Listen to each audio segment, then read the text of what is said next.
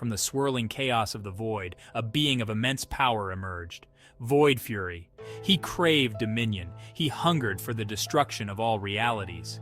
With a thought, he shattered the barriers between dimensions. Worlds trembled before his might.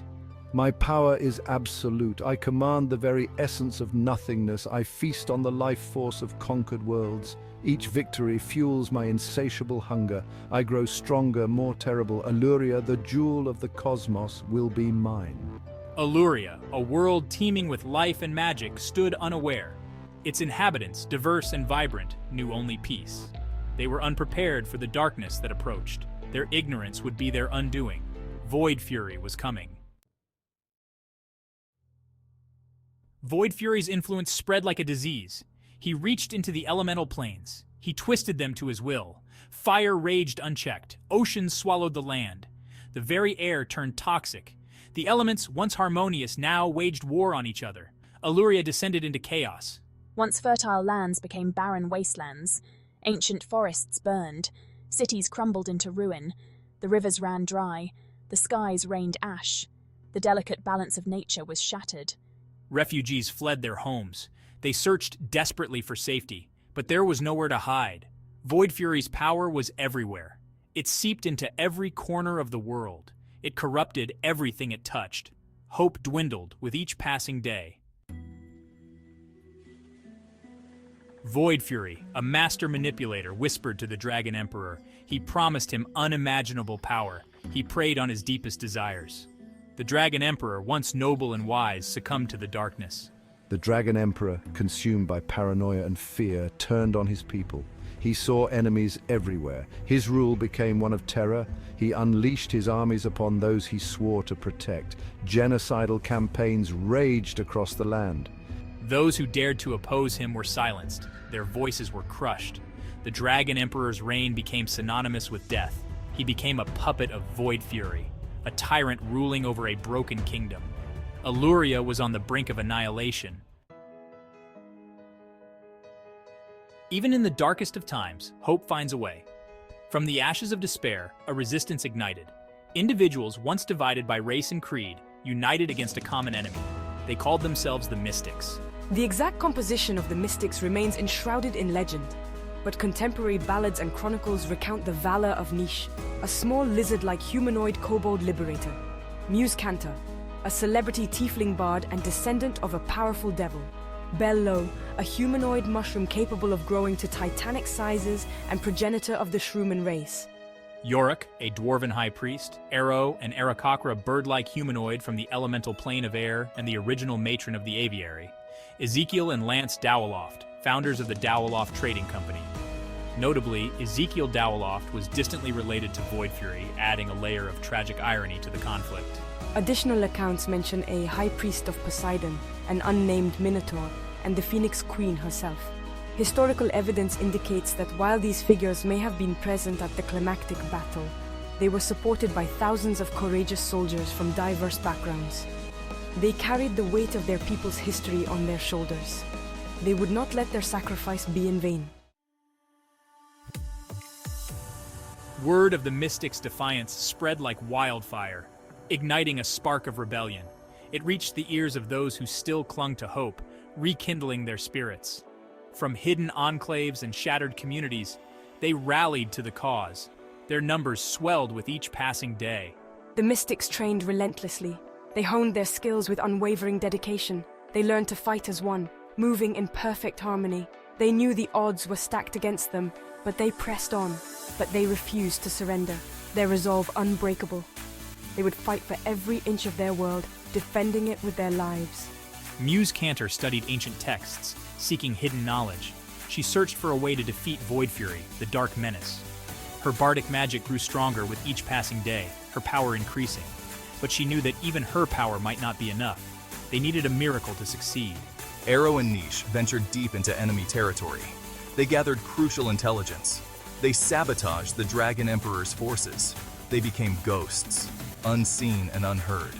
A whisper of fear spread among the enemy ranks. They were relentless in their pursuit of justice, never wavering.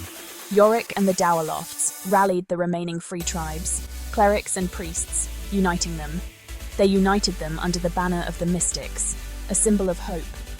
Their leadership inspired them to fight with renewed vigor. They taught them the meaning of courage and sacrifice. They reminded them that they were not fighting for themselves alone. They were fighting for the future, for the generations to come. The final confrontation took place in the ruins of Xingju. The air crackled with tension. The armies clashed. The very ground trembled. The epic clash between the forces of good and evil reached its climax here. The Mystics, vastly outnumbered, fought with the fury of a cornered beast. They knew that defeat was not an option. They would either emerge victorious or die trying. Muse's song brought scores of enemies to their knees with awe. Yorick summoned angels from heaven itself to fight. Arrow fired so many arrows that the sky darkened with doom. The Dowaloft flashed around the battlefield, defeating thousands of foes single-handedly.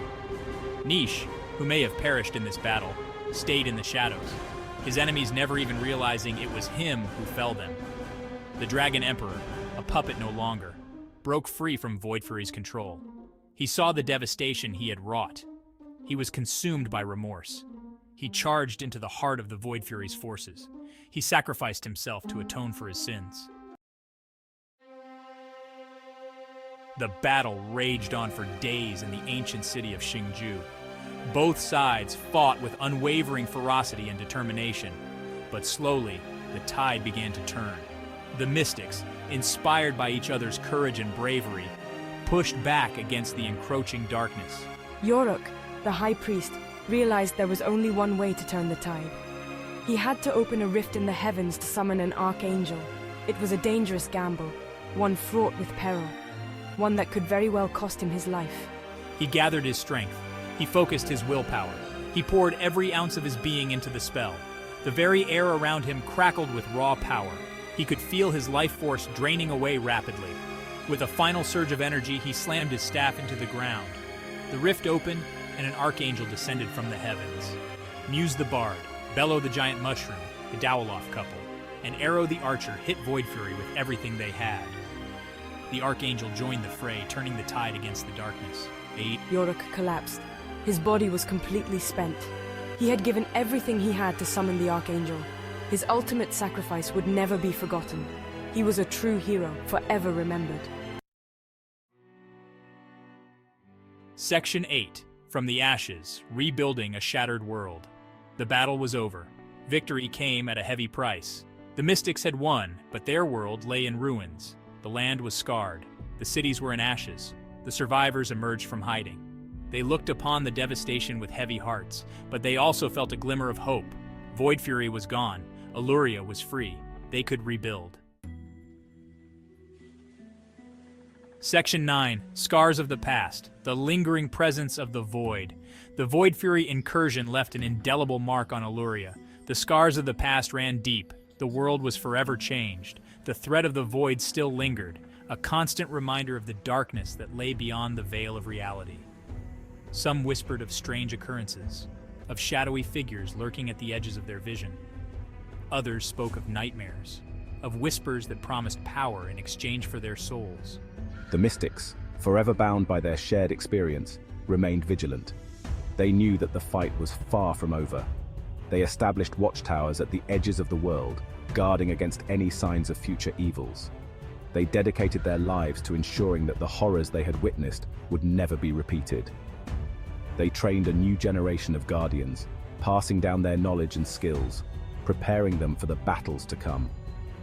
Yet the Mystics faced no supernatural threats. Instead, they contended with the ambition of men and countries.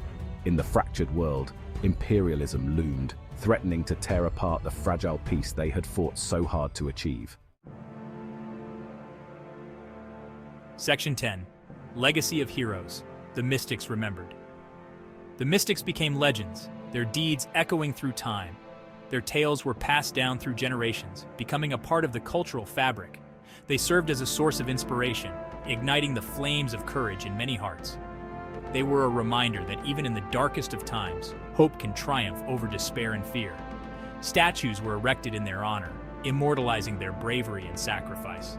Their names were etched into the fabric of history, never to be forgotten. They were remembered not only for their bravery, but for their unity and solidarity. They had shown the world that true strength lay in diversity and mutual respect. Their stories served as a warning, a reminder that the price of freedom is eternal vigilance and readiness. The people of Illyria learned that they could never again afford to be complacent or divided. They had to remain united, ever watchful for any sign of encroaching darkness and evil. The Mystics' legacy lived on, not only in stone and song, but in the hearts of the people they had fought to protect and save. They were a symbol of hope, a beacon of light in a world that had known unimaginable darkness and despair. They were remembered not just as warriors, but as the embodiment of unity, hope, and resilience. Their courage and sacrifices would never be forgotten, living on in the hearts of all.